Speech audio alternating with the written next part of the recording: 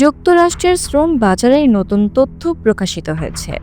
গেল ডিসেম্বরে দেশটিতে চাকরি বৃদ্ধির হার প্রত্যাশার চেয়ে কম, তবে বেকারত্বের হার সামান্য কমে 4.4% হয়েছে।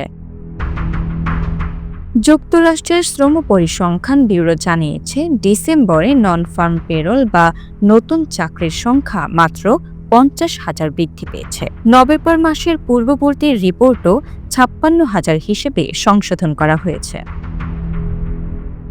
অর্থনীতিবিদরা বলছেন, আমদানি শুল্ক এবং কৃত্রিম বুদ্ধিমত্তায় বিনিয়োগ বৃদ্ধি কোম্পানিগুলোর নিয়োগে প্রভাব ফেলছে।